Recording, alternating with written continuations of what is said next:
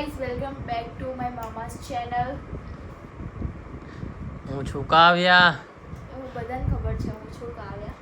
તો અહીંયા આજે અહીં વેકેશન કરવા. આપણને કામ બતાવી દીધું છે શું કામ બતાવ્યું? કે કપડા સરખા. હા, કપડા સરખા કરવાના છે. કે મને નથી ગમતું. વાહ. હા, ઘર ભાણી આવી જાય એટલે ભાઈ આપણે આરામ જે કામ કહીએ બધું કર્યા અમે અહીંયા આરામ કરવા માટે કે મામાના ઘરે વાવ ખાઈશું પીશું મસ્ત જલસા કરીશું. પણ એક મામા છે કે જે કામ કરાવવાનું. પણ મામા એટલે ખવડાવવા પીવડાવવા ભાઈ એક્ટિવા શીખવાડે એટલે કાવ્યા કરી રહી. હાસ તો ચીજ વચ્ચે ને. 2 દિવસ લઈ ગયા. હા, એટલે કાલે જઈશું ને. કપડા દેખાતા નહીં. આજે મોડું થઈ ગયું એટલે હવે કાલથી હવે જઈશું એક્ટિવા શીખવા માટે. કાવ્યાને એક્ટિવા શીખવી દે એટલે બરોબર. રોજ જઈશું હવે યાદ. હા, એટલે જેટલા દિવસ તું અહીંયા રહે એટલા દિવસ. ઓકે, ચલો હેડો કામ પણ લાગી જાઓ. સો ગાઈસ જો ગાઈસ મેં બધા કપડાં નીકાળી દીધા અને મને દુઃખની વાત એ લાગે કે મામા જોડે બસ આટલા જ કપડાં.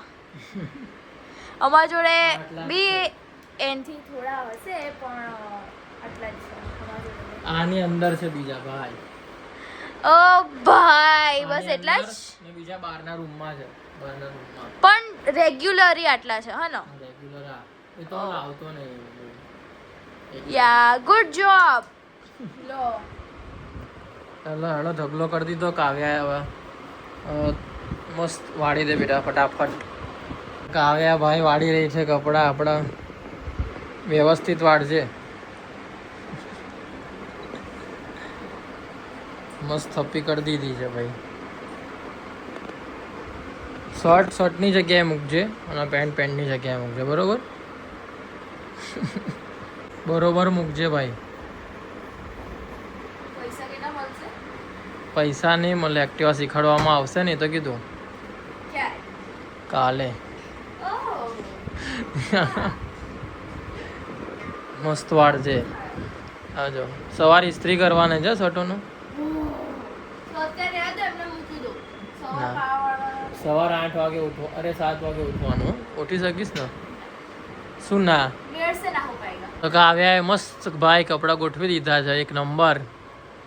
જે આવા તો પહેલા બી નતા પણ સૌ બેકાર રીતે કર્યું છે. पाड़ दो. ના ના સારા કર્યા. क्या मूकવાનું? એ ત્યાં ઉપર મૂકી દે ને એની ઉપર. હા બસ સરસ. આ બી ત્યાં મૂકી દે વાંધો નહીં. બસ થોડીક મિસ્ટેકો છે આમ તો વાળવામાં ને બધામાં પણ વાંધો નહીં આવે. ચાલતે કરો.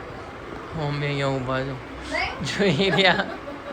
તો ભાઈ સાસ તો મમ્મીએ બનાવી દીધી છે દાલ બાટી. તમે જ બનાવી હે ને?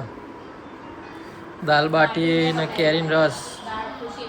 દાળ ખુશી બનાવી અને બાટી તો મમ્મીએ બનાવી રેગ્યુલર.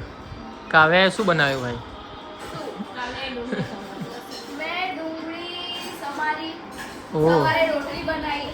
હા, આજ તો મોડું થઈ ગયું. વાળ કપાવા ગયો તો એટલે 9 વાગી ગયા. એક્ઝેક્ટ 9 વાગ્યા રાઈટ. અરે એ લસણની ચટણી ભાઈ દાલ બાટીમાં ખાવા માટે. અને ઘી તો નાખી દીધું છે. ઘી હોય જ ના આવે. ઈ ડબોરેલી છે બાટીની. એવું છે એમ ને? એ નાખેલું છે. અરે ઘી. સો ગાઈસ આ હતો આપણો નાનો એવો બ્લોગ. તો તમને ગમ્યો હોય તો લાઈક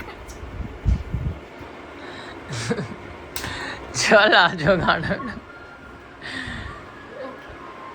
સો ગાઈસ આ હતો આપણો નાનો એવો બ્લોગ. ત્યાં સુધી આ હતો આજનો એવો નાનો એવો બ્લોગ. તો તમને બ્લોગ ગમ્યો તો લાઈક કરજો, શેર કરજો, સબસ્ક્રાઈબ પણ ના ભૂલતા. ત્યાં સુધી આપણે નવા કોઈ બ્લોગ સાથે મળીએ. ત્યાં સુધી બધાને મારા હર હર મહાદેવ. જય શ્રી કૃષ્ણ. જય જય.